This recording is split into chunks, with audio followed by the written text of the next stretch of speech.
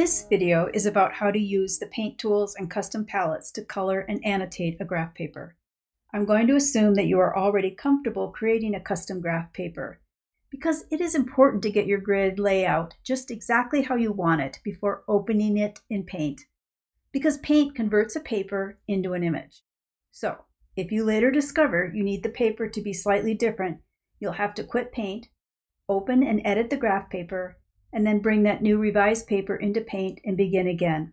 Let's get started with this brick paper I found in Quick Picks. At the top is the paintbrush that opens Paint. To start, I must pick the image quality I want to work with. There are three options. The smaller 612 by 792 pixel image will be the fastest of the three to load, the most responsive while painting, and have the smallest file size. As you go up in quality, the image becomes more crisp, but the file size larger. I'll pick one. Paint opens with an image of the full graph paper. The Paint tool box is at the bottom on the left. The brush tool is open, so the palettes are shown to the right. To change the color to another in the standard palette, tap a circle to change the hue, then tap a color square below it to choose a shade. If knowing the RGB value of a color is helpful, look to the far right for the small text above the palette that reports the RGB number of the selected shade. To paint, I just tap a square on the grid. I can zoom in to make painting easier, and a long press paints multiple squares in a pattern. Later, we'll cover how to configure a long press. Colors can be replaced by using the No Color choice with the red slash, or overpainting with a different color.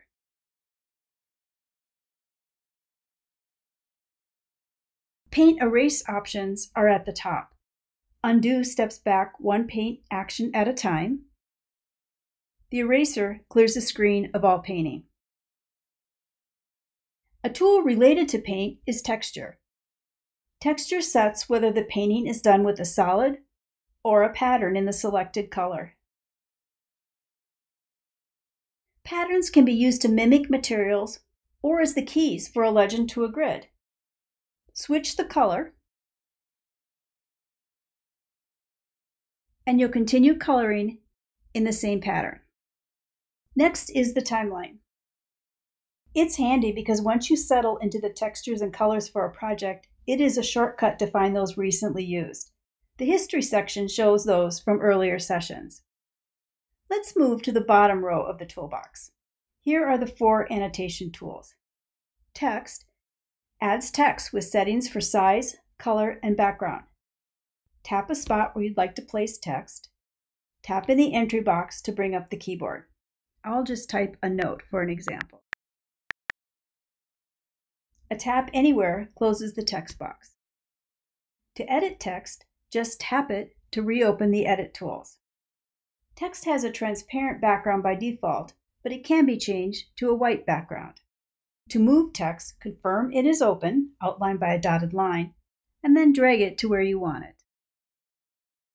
There are three line tools: freehand, straight, and 45 degree. Each has controls for line weight and color. They are edited similar to text. Just tap to highlight, and then open the edit tools, change the line weight, color, or drag to reposition.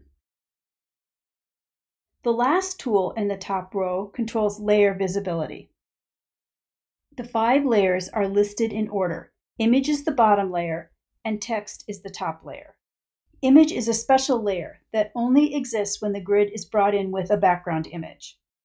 If any of the annotation layers have been hidden, say for instance lines, adding a new annotation will unhide that layer when the edit tool is opened. Let's look at 3 tools that can make painting and annotating a little easier. Open more to find them: long press paint settings, snap grid settings, and background color. First, long press paint settings. Just like the name suggests, this sets the paint pattern for a long press.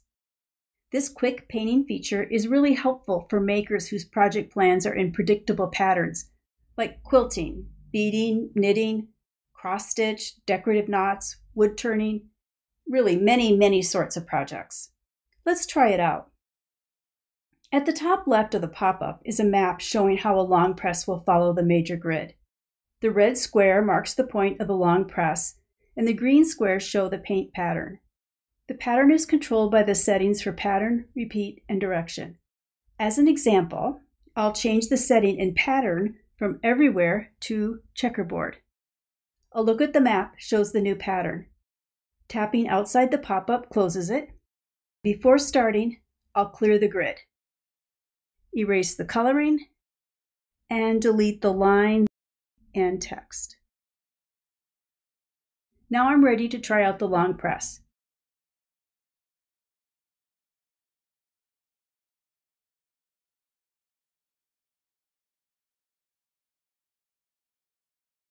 Coloring in a pattern is much easier with long press. Let's go back to more and look at the next feature, Snap Grid Settings. Because the paper is brought into Paint as an image, it's really more like a picture of the grid than an actual grid. Snap Grid Settings adds guidelines to help with alignment when placing annotations. Tap the switch to enable, and tap a color to see the guidelines. The controls adjust the default placement of the guidelines from the major grid to where they will be most helpful. And also, if I don't want to see these guidelines, I can tap the color to hide them. And as long as Snap to Grid switch is set on, the guidelines are active and working. As an example, let's use 45-degree lines to see how Snap Grid settings make precise placement of annotations easier. I'm finding it really easy to draw diagonal lines that perfectly fit to the grid. Now watch what happens when I tap a line and start to drag it. Guides appear at the corners of the object outline in relation to the guideline. The red guides show me when it is near the grid line. The green line appears when an endpoint is at the grid line. Repositioning text, straight and free form lines is similar. The third feature in More is background color. These settings change the background color from white to a solid color or transparent. A transparent background can be important for importing painted papers into another program. I'll use the gray palette to set the background back to white. Finally, the last feature we'll talk about is a unique feature that is really appreciated by creatives who like using graph paper. Custom palettes let you expand beyond the built-in color palettes and add the colors you want on as many different palettes as you want to create. I'll open Colors, tap plus on the Hue row to create a new custom palette. Colors are added in two ways. One way is as a shade from the color picker by tapping the plus or dragging a color picker tile up to the palette. The shades on the color picker come from the hue shown on the color wheel. Change the color wheel by dragging the handles on the outer ring and the center square. However, another way to set a color is to tap the eye beside the wheel and enter a specific RGB or HSB color.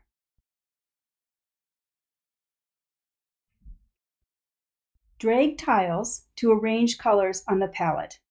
Here's a tip. To get rid of a color in the palette, replace the tile you no longer want by dragging a white tile in the palette to replace it. Or you can set the color wheel to white to create a white tile. The other way to add colors to the palette is to select colors off an image from your camera roll or your live camera screen. To the right of the palette are the buttons to take you to either the camera or to an inspirational image on your camera roll. As an example, I'll use my camera to capture an image of a vintage fabric so I can select some authentic vintage colors.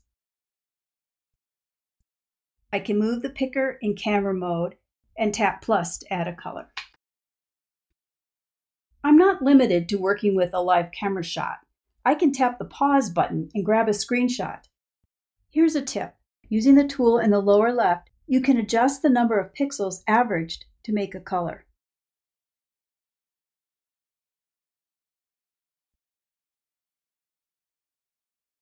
Now, with a fixed image, it's also easier to use the color dot to help me perfect my color selections.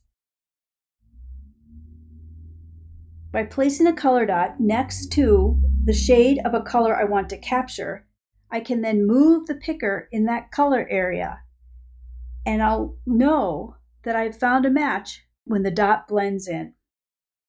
And then I can capture it by just tapping plus. As I move the picker and tap plus, colors are added.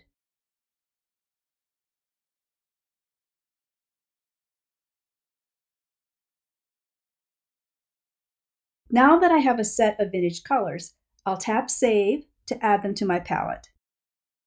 I'm going to give this palette a name, Vintage.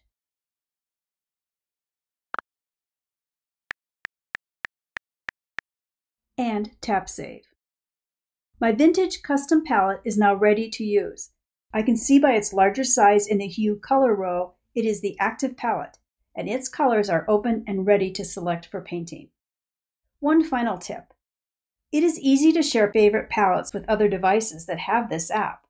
Because palettes are part of a paper, when you open More to share a paper from Paint, the transfer file, XFR data, will send along your paper and all its palettes. And that's the overview of painting and annotating graph papers. I hope you enjoy getting creative with your graph papers.